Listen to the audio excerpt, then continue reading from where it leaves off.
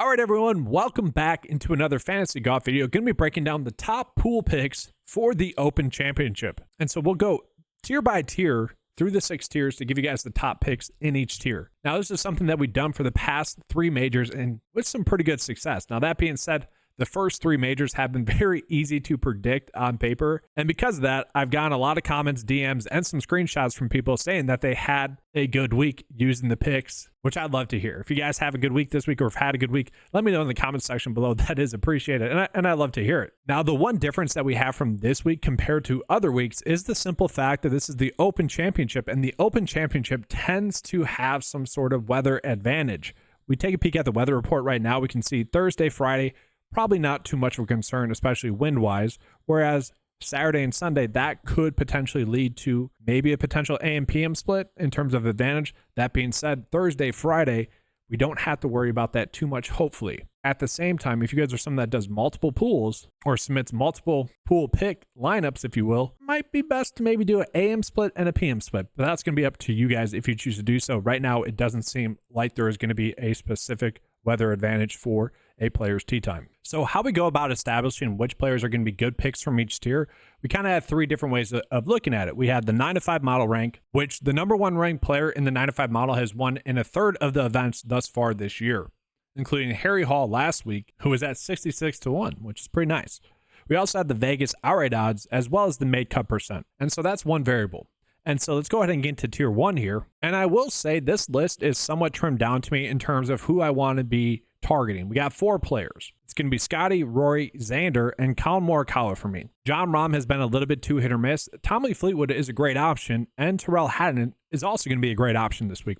But when you compare those two against Scotty, Rory, Xander, and a little bit of Collin Morikawa, there's just no reason to be targeting him or Tommy Fleetwood. Now, Bryson is someone that I did have an outright bet on at the U.S. Open. He was someone for one and done. If you guys are unfamiliar with one and done, that's kind of a different, more season-long kind of pool structure, if you will.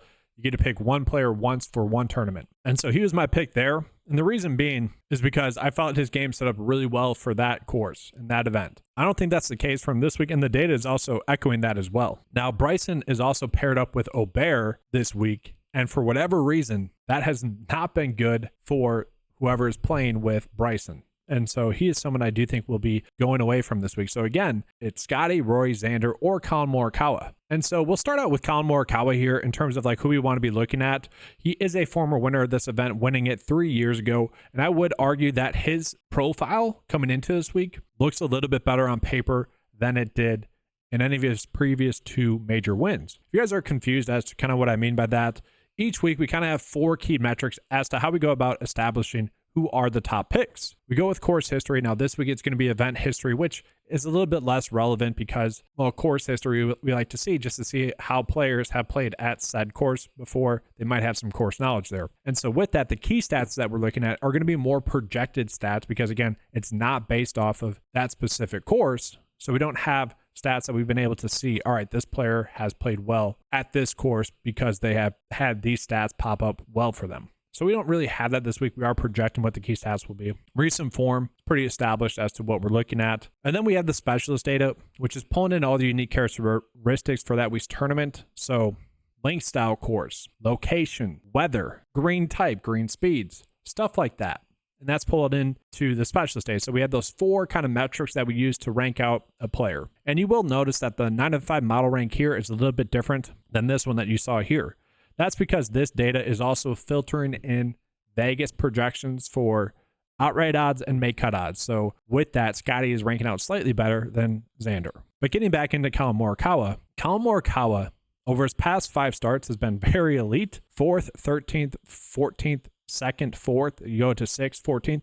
He has an average finish of 7th over his past 5 starts, which is obviously pretty elite. Now, he is going to have the worst outright odds out of that group. Vegas has only given him about a 6% chance to win. You would argue, though, with given how well he has played lately, he is due for a victory, and he's also the 5th best staff in the field. And so he is the 4th option on this list, but I would argue with Scotty this week, we probably don't want to be targeting him because if there was a major where he could struggle, assuming he doesn't get arrested again, and assuming his caddy doesn't have to leave for a graduation party on the next round, it would be this one. His worst style event are linked style courses for whatever reason. Now, he is coming in off of a victory here, but him being a new dad and all, he decided not to play last week at the Scottish Open. And so you do question where his form is at. And given the fact that a lot of people probably in your pools are going to be on Scottie Scheffler, I would just say, let's just maybe try to gain some leverage on the field by going with Xander or Rory. Now, Xander is the second ranked play in the 9-to-5 model this week. He is the safer of the two options. Xander has made 51 straight cuts on the PGA Tour. Xander has relatively good results at the Open Championship, 2 straight top 20 finishes here, and his off weeks lately have been great. Last week, he had a terrible opening round at the Scottish Open and still managed to finish 15th. At the US Open, he was struggling to hit the fairway. He was vocal about that as well, and he still finished top 10. So if he is doing that on weeks where he is not bringing his A game, and we see what happens when he does bring his A game, winning at the PGA Championship, just imagine what happens if he does bring us his A game this week. And so Vegas has given him about a 7.5% chance to win, and I like those odds. Again, he's the second ranked play or first ranked play, kind of just depending on how you're looking at it. I think he's a easy play. Now, I do think in terms of who's going to be the most popular for your tiers, it's going to be Scotty, Rory, then maybe Bryson, and then Xander. So that is part of the reason as to why I want to go with Xander. Xander has just as much of a likelihood to play well as those top 4, and he's probably going to be the lowest owned for your tiers. Again, because he, for whatever reason, he just holds the least amount of name value for people. Now, that being said, I would not argue with going with Rory. Rory, obviously, you do worry about how he's going to respond in his first major after the US Open, kind of a little bit choking at the end there, maybe a lot of it.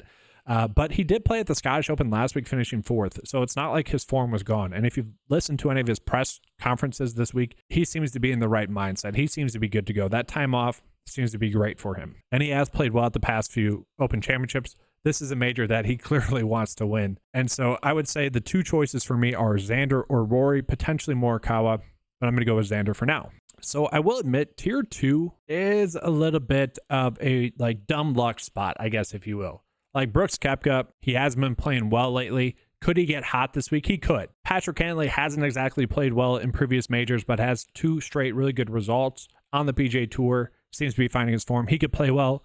Theegala is always someone that can splash. Hideki, I wouldn't be surprised to have a good week. But we can see kind of data-wise, the clear-cut option, I would say, is actually Tony Finau. When you look at his make cut percent, has the highest of this tier, tied with Patrick Cantlay. He's the 14th in terms of outright odds. Then in the 9-to-5 model, 5th best. Now, there were some slight injury concerns about Tony Finau. I heard some whispers about that, so take that for what it's worth. But he is kind of, to me, the clear-cut option, again, if there is no injury concerns. But when we look at Tony Finau's profile, we're going to kind of see why.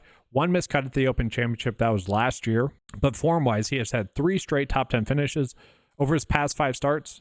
He has an average finish a 10th overall in the 6th best form in the field this week. Stat fit wise, top 10. And he is someone that typically does play good, smart golf. And he's been making some slight changes to his swing to actually promote that a little bit more. And it has obviously been working lately. And so he's the correct play, I would say, in this range. If you guys want to go with Cameron Smith, you can as well. Obviously, he has played well in the past Open Championships. To me, those are the 2 picks. But to me, Tony Finau is just the correct choice here. And for what it's worth, Robert McIntyre was pretty vocal about potentially being a little bit hungover heading into this event after celebrating the Scottish Open win last week, so you probably shouldn't be using him. All right, so from there, tier number 3 is definitely another strange tier. We have Sungjae Im, who has been so hit or miss. This guy has, over his past 9 starts, has 2 missed cuts, and then all the rest of them have been top 15 or better finishes. So he certainly has a lot of upside, but he does have a little bit of risk with him. Adam Scott should be the safe play here, but Aaron Ride to me is kind of the play we want to be rolling with in this range. But I want to show you guys something here. This is the DraftKings pricing that we have for this tier.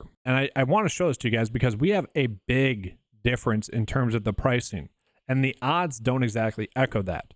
Now, the pricing came out before the Scottish Open results, and so you look at Aaron Rye, Sungjae Im, Adam Scott, they all had top 5 finishes. So yes, their pricing would probably be a little bit higher. But the reason I'm pointing that out is because there was at least a clear difference in how those players were being valued name value wise especially prior to their finishes at the Scottish Open. And so I'm saying this because I wouldn't be surprised if these 3 players right here, Fitzpatrick, Clark, Spieth, and you could toss in Neiman in there as well, were the highest owned players out of this tier. And that does matter. if you can get someone that's pretty low owned from your tier that has a good week, you probably want to be targeting that player. And looking at this a little bit further, I think my two options here would be Brian Harman, who has played well at the past Open Championships, obviously the last winner at this event. 8 straight make cuts for him as well on the PGA Tour. His game seems to be coming into some good form. I also don't mind Aaron Rai, who has now finished top 10 in 3 straight PGA Tour events, including last week at the Scottish Open. He's one of the better staff hits in the field. The only issue is that he hasn't fared extremely well at the Open Championship, making 1 cut, finishing top 20, and missing 1 cut. At the same time, I don't think many people are going to be playing him. And if you guys remember, he has been someone that we've been on the past 2 majors somewhat with the pools, given where he was at for his tier ranking. So obviously he's playing much better since then as well. So Aaron Rai would be my pick there. If you guys want to go with maybe a little bit more likely of a made cut via Vegas, Fitzpatrick would be the move. But I think Aaron Rai, just that's the choice we should be going with. Now, obviously, the lower that we go down, the less likely these golfers are to produce good results. That being said, Corey Connors just looks like the easiest play on paper in this range. Corey Connors is both someone that's a safe option, but also an option that can give you a top 10 finish. I don't know if I need to go more in depth into like this tier. I'll show you guys why Corey Connors is the correct play. So the lower you go down tier-wise, you are trying to focus a little bit more on players making the cut. Now, I know different pools have different rules. Typically, it's you take the top 4 golfers out of the 6 tiers in terms of scoring. At the same time, if you can increase your likelihood to get 6 golfers through the cut, and so far, the recommended plays, I think there's only been 2 missed cuts this year, which is pretty darn good. Was that 16 out of 18? We'll take that.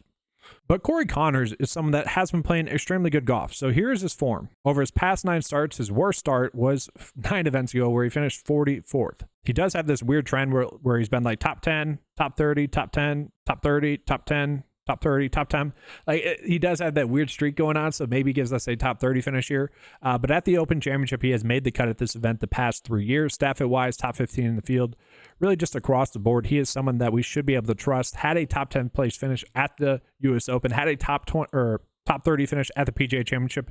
He should be a safe play. Coming in off of a top 10 place finish at the Scottish Open, like he is just the correct option in this range. If he doesn't help us, if he misses the cut, I'm kind of okay, honestly, with writing that off because it is just the correct option in this range. I can live with that rather than getting a little bit too cute, getting a little bit too risky. And now we get into tier 5, which this is the headache range. Like I honestly just try to get lucky for real.